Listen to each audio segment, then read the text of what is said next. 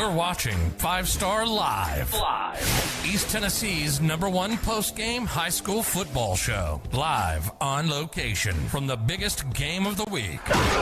Live interviews from the winning coaches and players, along with highlights from other big games from around Tennessee. Your host, Jesse Smithy, with decades of experience covering high school sports, and his 5-star preps team will update you on games as they become final, and will break down region outlooks and what's to come for your favorite football teams and top players. Now, get ready for the most comprehensive high school football coverage in Tennessee on 5 Star Live.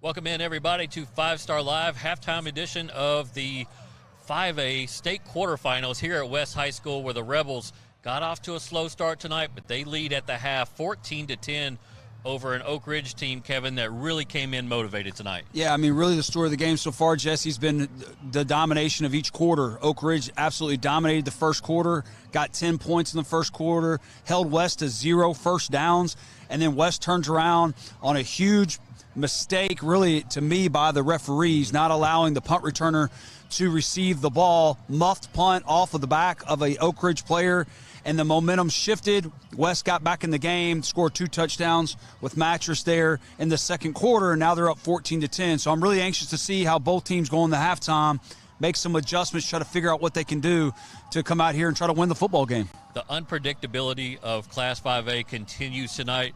I don't think anybody expected Oak Ridge to come in here and get off to a 10-0 start. West leads at the half 14-10. Over in the other portion of the 5A bracket, South Doyle and Central locked in a 14-7 game. South Doyle leads that on the road at Central. Sean Gary returns the opening kickoff, 93 yards for a touchdown to get the scoring going. He also added a 4-yard touchdown. But, Kevin, South Doyle does not even have 100 yards of total offense in that first half. The Central defense has really put the clamps down. Gary has 44 yards rushing on 14 attempts. We're not used to seeing that kind of low productivity out of him. No, he's a really good football player, but I tell you, the Central defense is built to win championships, and they've proven it the last couple of years.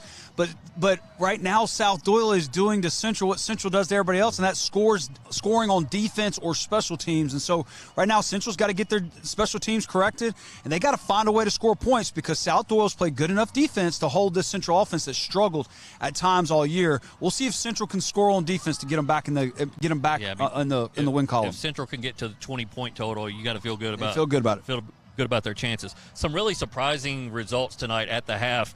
Elizabethton only leads 10-7 over Greenville. We saw Greenville a week ago. We broadcast that game live on social media. Still, though, surprising it's only a 10-7 affair right now. Yeah, I mean, Elizabethton, the defending state champs, they got a lot of really good players.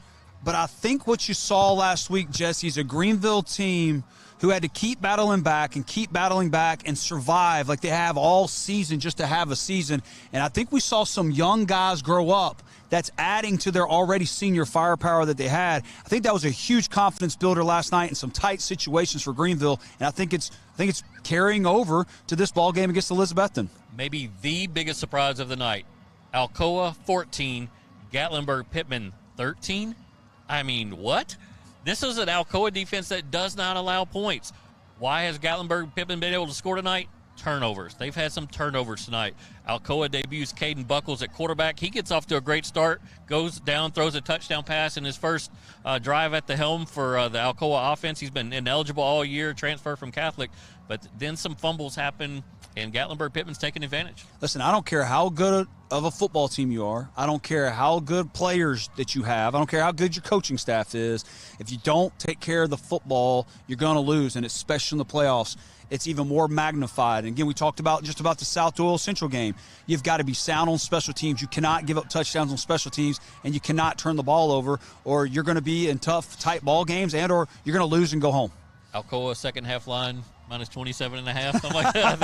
I think Gary's going to get after him. Well, we'll see. I'll say this: he'll have their attention in the locker room. I can promise you that. Well, just following what's going on in the third quarter, they're already driving in GP territory down in the red zone. Oliver Springs down at the half to Coalfield, 20-0. We mentioned the South Doyle score. Maryville got locked in a tight one for a little bit with Dobbins Bennett. There's a lot of controversy around this game as Dobbins Bennett was able to advance to the third round because of COVID. They come in and score a couple of touchdowns. Maryville makes a late run there in the second quarter. They lead at the half, 28-14. Dobbins Bennett will get the ball to start the third quarter. Meigs County rolling against an undefeated South Green team, 35-0. A little bit surprising there. And Loudon trailing on the road 17-7 to Red Bank. That's a really tough Red Bank team. Yeah, I was going to say, I'm not surprised by that score at all. They've got so much speed, and they've got some size as well. I thought that was a tough matchup for Loudon this year, and I know they've played them quite a few times in the past, but I think this is a tough matchup for Loudon. They're going to have to find a way to get turnovers and or a special teams touchdown, in my opinion, to win that football game. All right, let's take a little bit closer look at this West Oak Ridge game against West leads 14-10.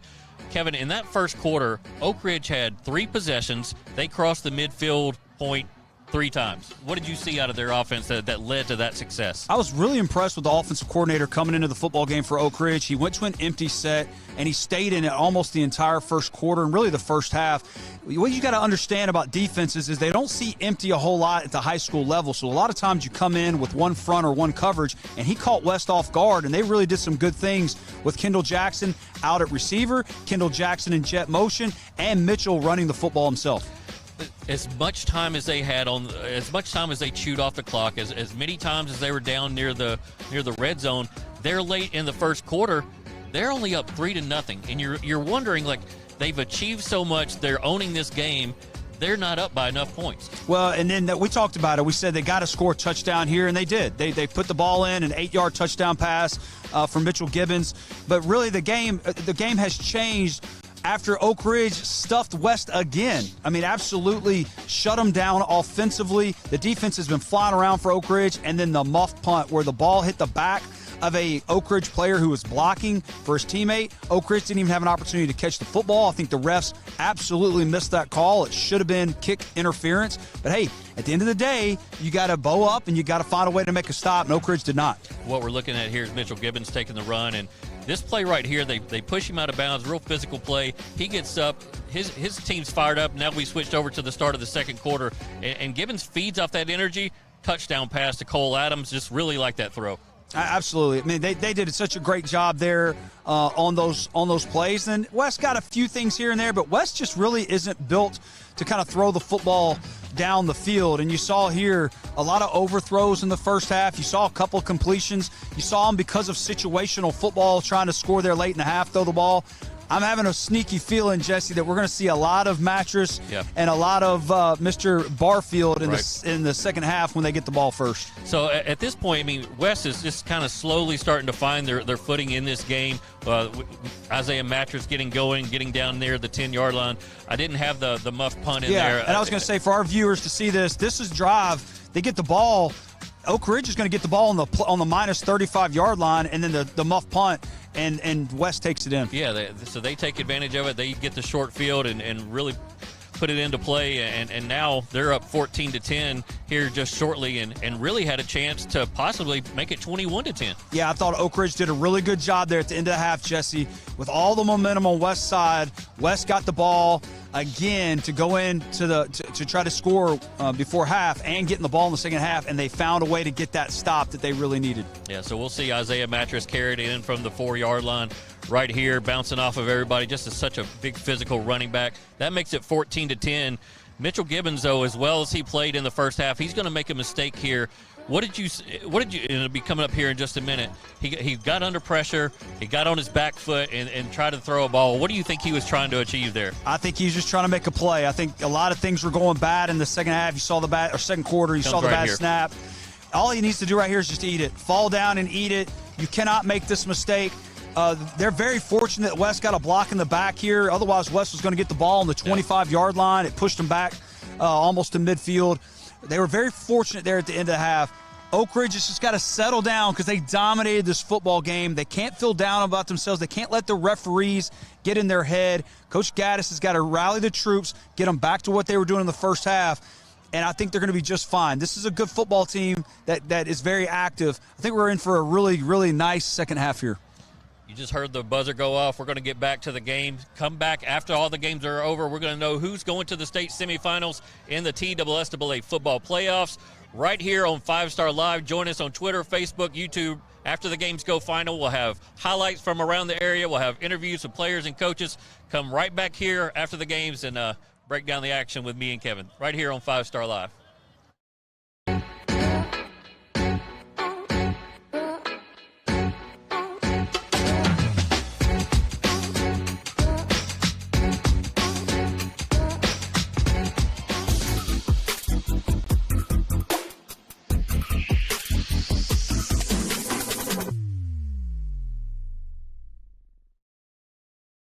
Located in Anderson County, just off of I-75 at exit 122, Rocky Top Realty stands ready to give our clients a real estate experience like no other. While we are located in Anderson County, we work in all of Knoxville and the surrounding areas. Our staff will get to know you and your real estate needs. We will work in tandem with you to achieve your forever home, build site, vacation home, or investment goal. Find us online at rockytophomeinfo.com or give us a call at 865-498-0813.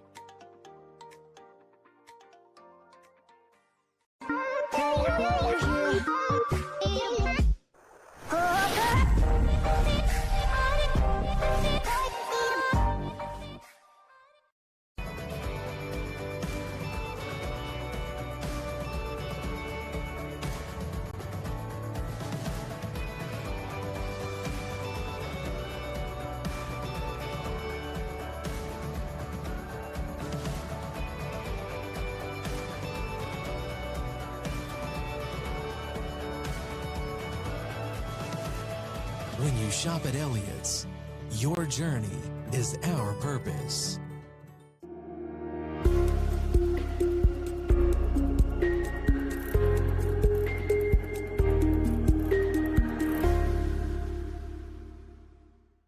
North Knox Siding and Windows is a complete exterior home improvement company that can help you with all your exterior needs. Visit us today at 5618 North Broadway.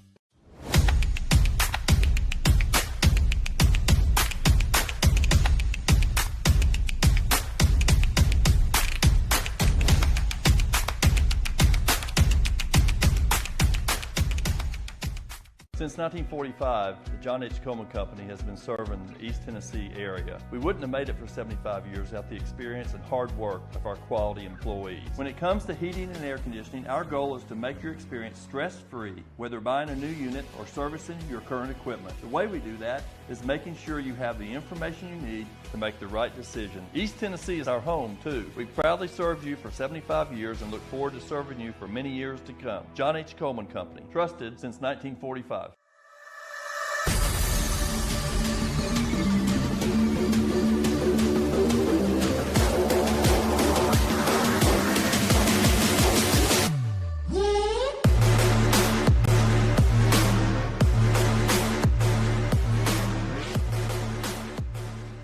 The great ones make the plays. The dedicated ones never quit. Weekend warrior or professional, all athletes get hurt. And when you do, Tennessee Orthopedic Clinic's comprehensive sports medicine team is ready to take you on. The power of results.